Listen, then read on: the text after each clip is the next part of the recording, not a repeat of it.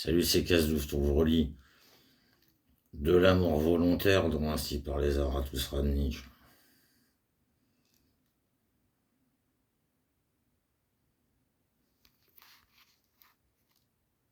Il en est beaucoup qui meurent trop tard, et quelques-uns trop tôt. Le précepte qui dit meurs à temps nous est encore étranger.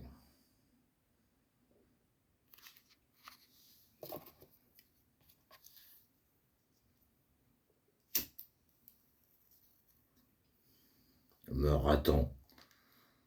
Voilà ce qu'enseigne Zarathustra.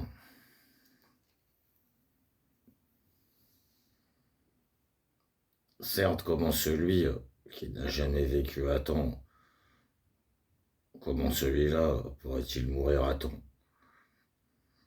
Ah, si seulement il n'était jamais né. Voilà ce que je conseille aux superflus. Mais même les superflus font encore les importants avec leur mort. Et même la noix la plus creuse veut qu'on la casse.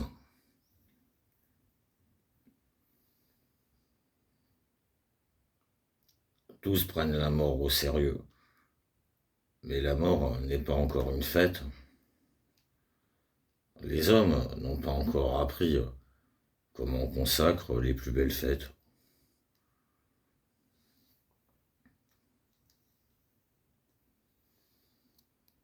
Ce que je vous montre, c'est la mort accomplissement, qui devient pour les vivants un aiguillon et une promesse.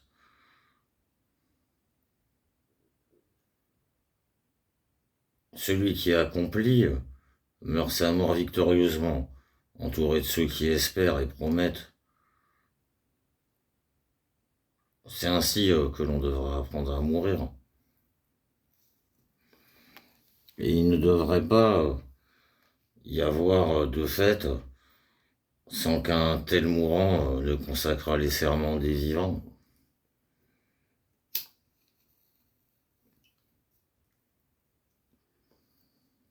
Donc mourir, c'est le mieux.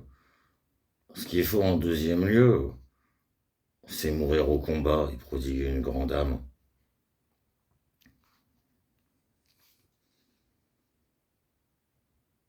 Mais à celui qui combat, comme à celui qui est victorieux, votre mort grimaçante est odieuse, elle qui s'approche, elle qui s'approche en se faufilant comme un voleur, et vient pourtant en maître.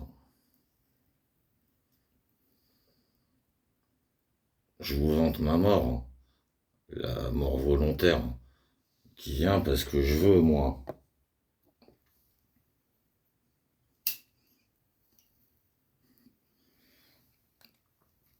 Et quand voudrais-je?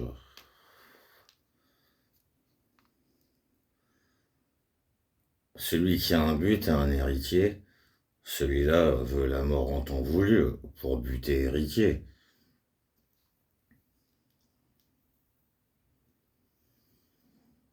Et par respect pour le but et l'héritier, il ne suspendra plus de guirlandes fanées dans le sanctuaire de la vie.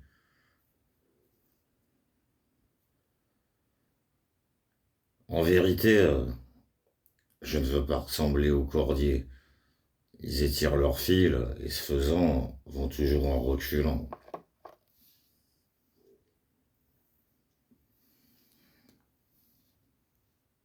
Il en est qui sont même trop vieux pour leur vérité et leur victoire. Une bouche édentée n'a plus le droit à toute vérité.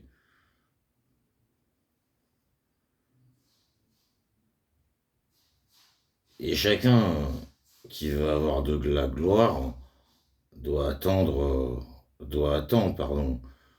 Et chacun qui veut avoir de la gloire doit attendre.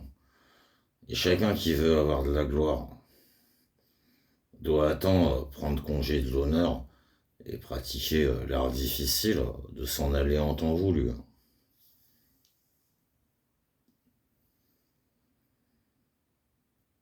Il faut cesser de se laisser manger quand on est le plus savoureux, C'est ce que savent ceux qui veulent qu'on les aime longtemps.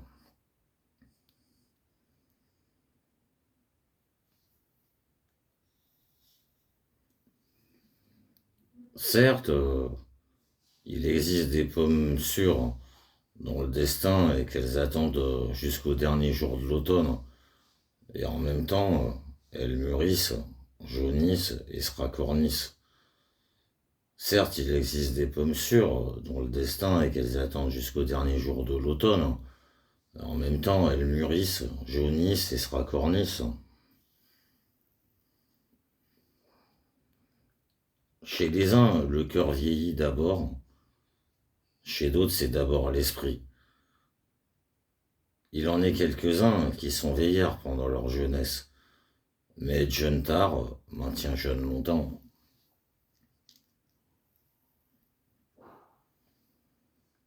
Il en est qui manquent leur vie. Un verre empoisonné leur ronge le cœur, alors qu'ils s'efforcent au moins de réussir mieux leur mort.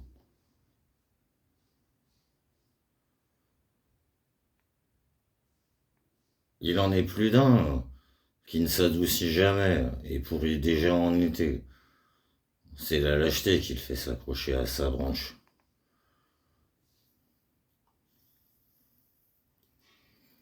Il en vit beaucoup trop, il en est beaucoup trop d'accrocher à leur branche, à que vienne une tempête pour secouer tout ce site pourri et de vermoulu de l'arbre, à que viennent des prédicateurs de la mort rapide. Voilà quels seraient les vrais ouragans pour secouer les arbres de vie. Mais je n'entends prêcher que la mort lente et la patience pour tout ce qui est terrestre. Ah, vous prêchez la patience pour tout ce qui est terrestre.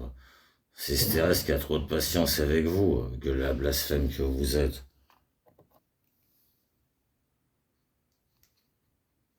Il est vrai, cet hébreu est mort trop tôt, que vénèrent les prédicateurs de la mort lente. Il en est beaucoup pour qui sa mort précoce est devenue fatale. Il ne connaissait encore que les larmes et la mélancolie de l'hébreu, en même temps que la haine des bons et des justes. Alors le désir de la mort prit subitement l'hébreu Jésus. Que n'est-il resté dans le désert, au nid des bons et des justes? Peut-être aurait-il appris à vivre et à aimer la terre, et à rire par surcroît.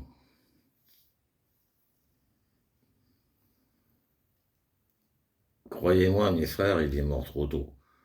Lui-même aurait renié son enseignement s'il était parvenu jusqu'à mon âge. Il était suffisamment noble pour un tel reniement. Mais il n'était pas encore mûr. Le jeune homme aime de façon immaturée, et c'est de façon immaturée qu'il est l'homme et la terre. Son âme et les ailes, son âme et les ailes de son esprit lui sont encore liées et lourdes.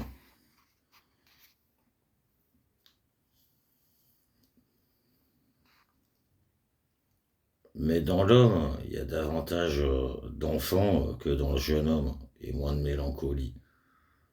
Il sait mieux ce qui est vie et ce qui est mort. Libre pour la mort et libre dans la mort, un négateur sacré quand il n'est plus le temps de dire oui. C'est ainsi qu'il sait ce qui est vie et ce qui est mort.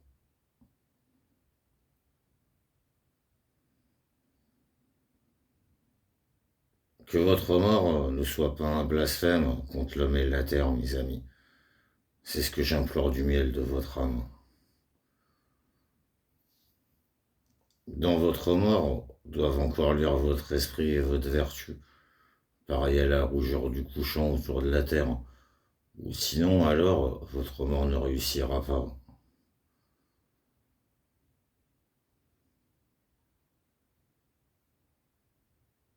C'est ainsi que je veux moi-même mourir, pour que vous, amis, aimiez davantage la terre à cause de moi. Et je veux redevenir terre pour que j'aie le repos en celle qui m'a enfanté, en celle qui m'a enfanté. C'est ainsi que je veux moi-même mourir, pour que vous, amis, aimiez davantage la terre à cause de moi. Je veux redevenir terre pour que j'aie le repos en celle qui m'a enfanté. En vérité, Zarathustra avait un but. Il jeta sa balle. Maintenant, c'est vous, amis, qui êtes les héritiers de mon but. C'est à vous que je jette la balle d'or. Ce que j'aime par-dessus tout, amis, c'est vous voir jeter la balle d'or. Et c'est ainsi que je m'attarde encore un peu sur la terre. Pardonnez-le moi. Ainsi parlait Zarathustra.